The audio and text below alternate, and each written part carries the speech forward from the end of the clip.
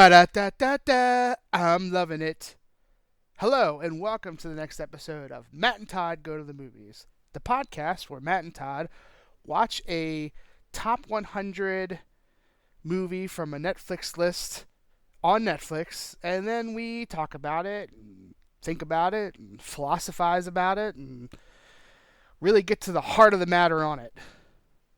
And you listen to it.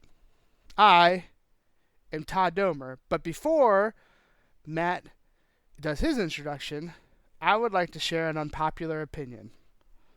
I am not a big fan of Billie Eilish, the musician.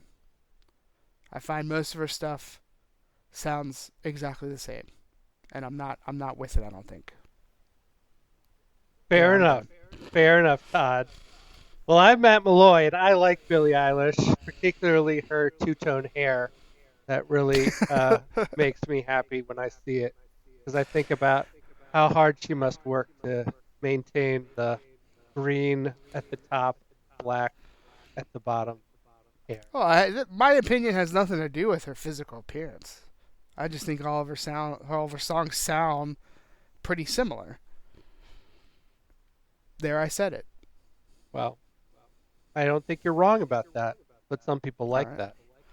that's true. My opinion of her is based mostly on her hair, which I like. So deal with it, Todd. Oh man.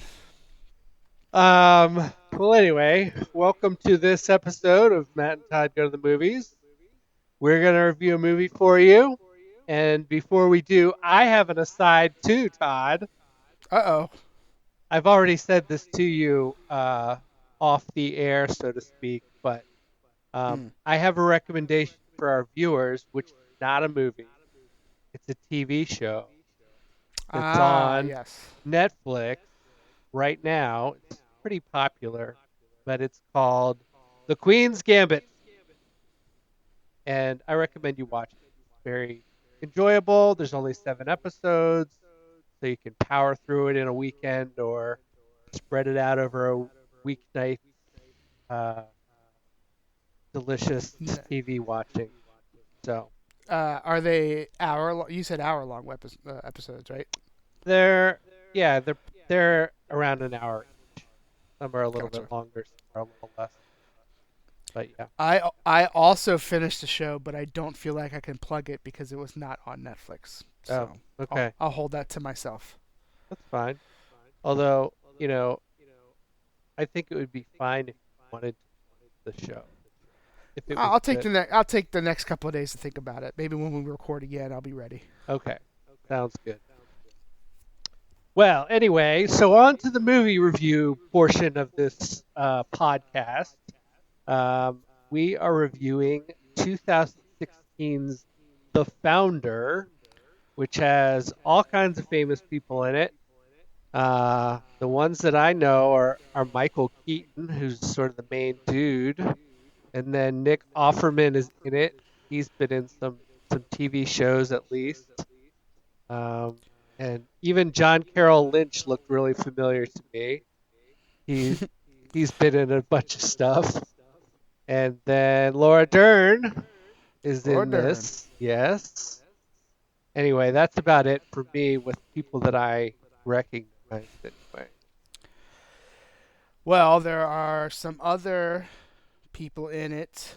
You said you recognize John Carroll Lynch from his stuff. I definitely wanted to highlight him because one of my favorite shows growing up was the Drew Carey show, and he Okay. was Drew Carey's brother in that show, who was There a you go. crossdresser. But you can't buy that show on DVD, I don't think, and it frustrates me because I love that show. Um, you didn't say Linda Cardellini, right? I did not. She's I would say pretty mildly famous, I guess. First, she was Thelma in the two live-action Scooby-Doo movies that had the real cast or the famous cast before they. I don't know. I think maybe they did another one with less famous people. But she was the wife of the guy in the Green Book, which is I know a movie you saw and Oh enjoyed. yeah, that's right. We got B.J. Novak, who of The Office fame. I think he was one of the writers on that show, and he was in the show. Okay. And Patrick Wilson, who I first saw in the Watchmen movie, but Mm-hmm. I think he's more famous for the Conjuring movies. Like he plays the husband of that famous ghost detecting couple or whatever, or ghost fighting couple, or I don't know. They're not; those aren't movies for me. So, but I know he's in them. Um, And apparently he's going to be in Aquaman too. mm, there you go. Oh, he was in Aquaman 1. Yes, that makes Okay. sense. He was the bad guy in Aquaman 1. All right. Well, I think he's reprising his role That as the would make villain. sense. That would make sense because he was in it and didn't die. Yeah. Spoiler alert, I guess. Yeah. He played his half brother, just in case anyone's curious. They fought over the throne. It's a whole thing. Yeah. Atlantis. It was, yeah, okay. I could go on and on about Atlantis, so I'll stop now. Fair enough. All right. So yeah. So a bunch of famous people in this movie. And what's it about? Well, this movie is somewhat of a documentary. I guess I wouldn't call it a documentary. They say it's based on true events. So that could Yes. mean almost anything. Um, but I'm willing to believe the events played out much as they're expressed in the movie. Sure. And it is about the McDonald's Corporation and how it came to be.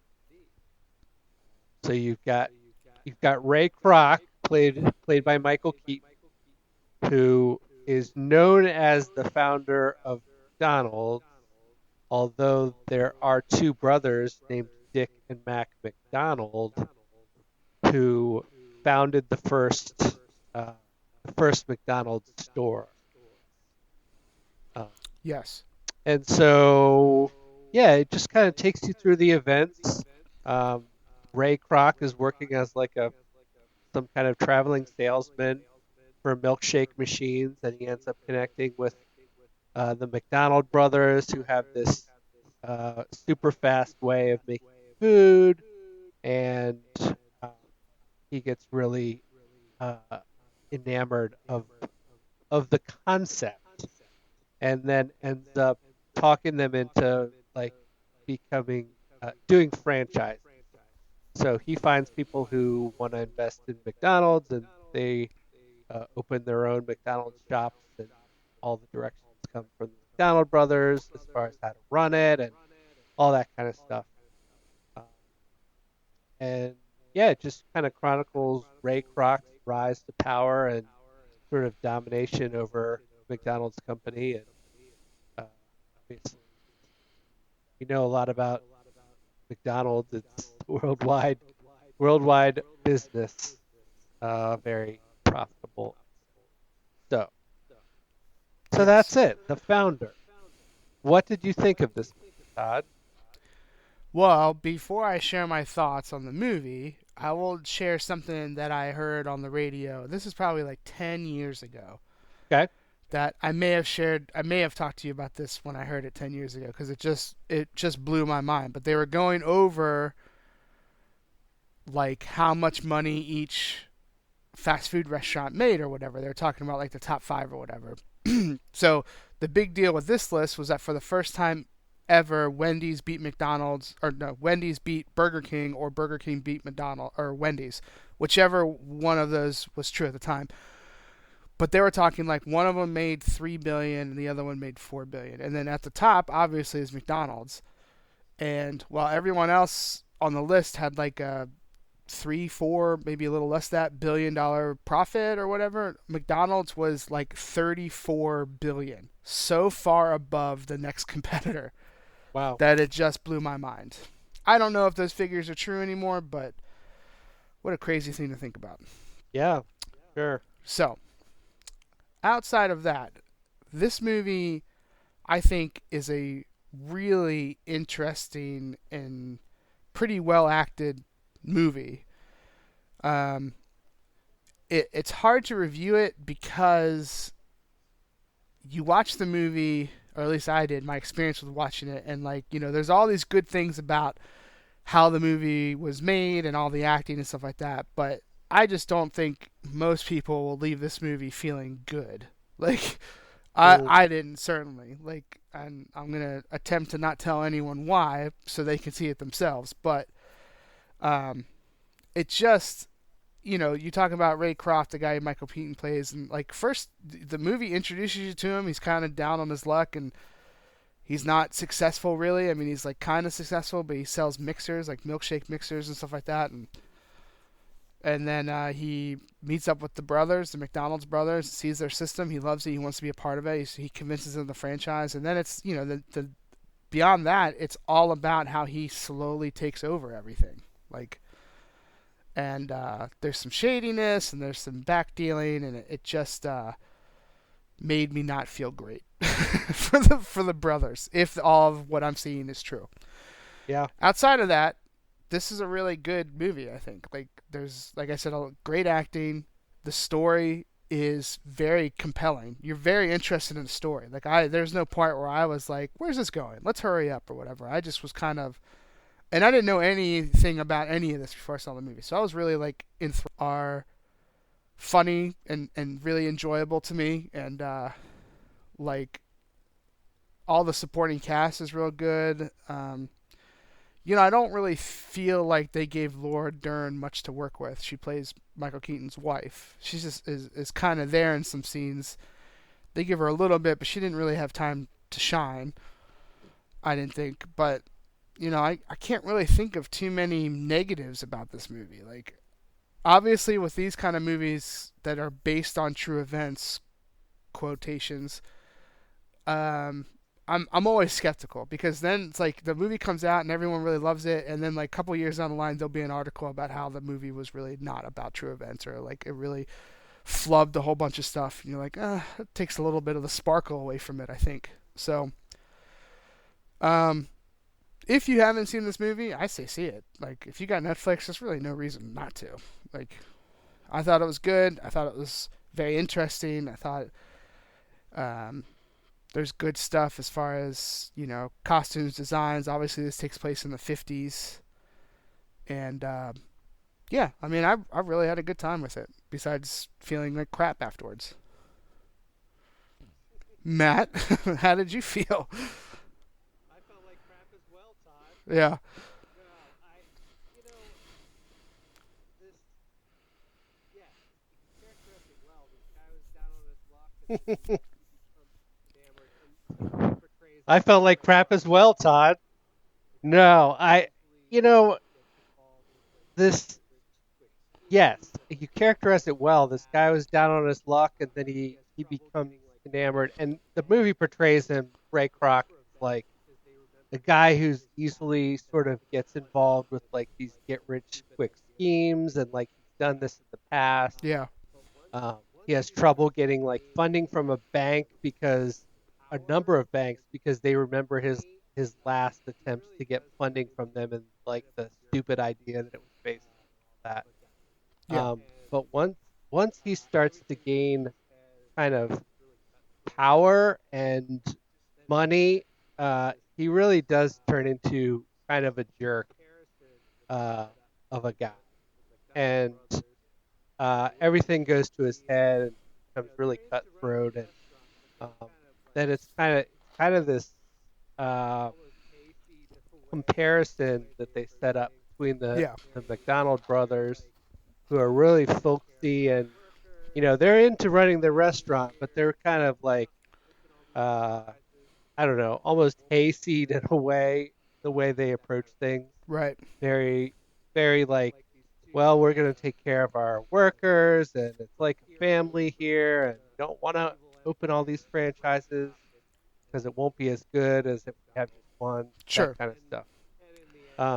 So you've got like these two kind of folk heroes versus the evil empire of Ray Kroc and what McDonald's. Yes. And in the end, I mean, I won't say how what he McDonald's does it, but become. the guy Ray You Kroc can almost does guess what take, happens. basically. He takes over McDonald's. Like, he takes especially with Todd and I saying that, and it's not it was even depressing. like I won't go into details. Never mind. He takes it. Um, How he does it is pretty but other than that, amazing / horrible.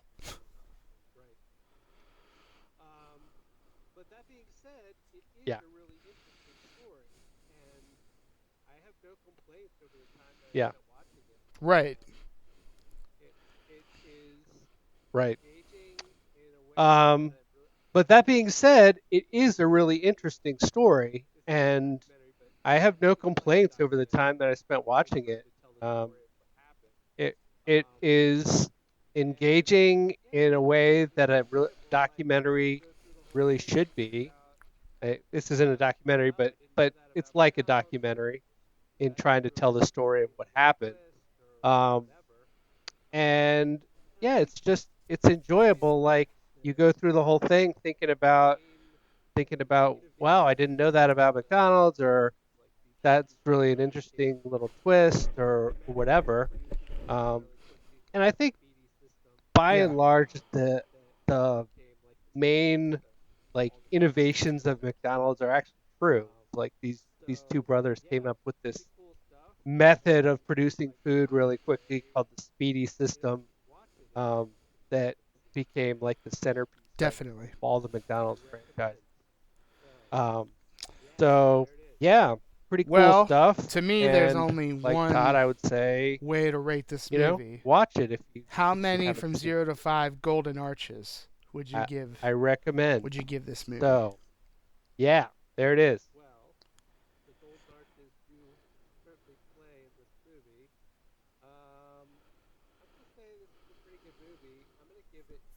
Mm,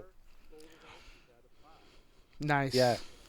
Well, the golden arches do certainly play in this movie. I'm going to say this is a pretty good movie. I'm going to give it four Yeah. golden Yeah, arches I'm out of pretty similar. five. I think I'm going to give it like a So 4.2. that's Like that's in the I may in have felt the like the crap high after I ranked finished category watching it, there, but but I'll like stand by the that. journey through the Like I movies, said, just really watch good it. You won't be storytelling, I think. disappointed. Like um really good I mean, I want to say it's good cinematography. It is good cinematography. I'll just give it to it. It's good cinematography. It's like there's just a lot of great pluses of this movie, but you just might feel bad afterwards. That's all I can really say about that. So yeah, I'm at a 4.2.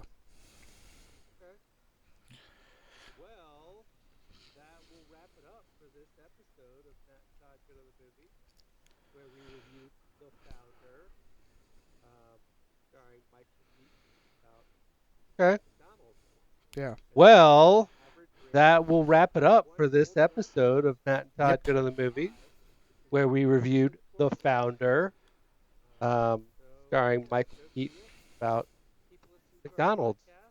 And we gave it an average rating of 4.1 Yeah. golden Even though the world's arches trying to shut us out of down, 5, we're gonna which keep is a going. very good score for us.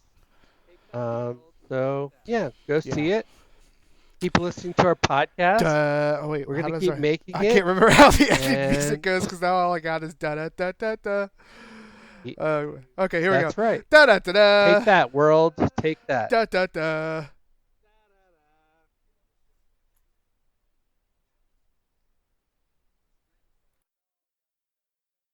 Oh, jeez. Da da da da da.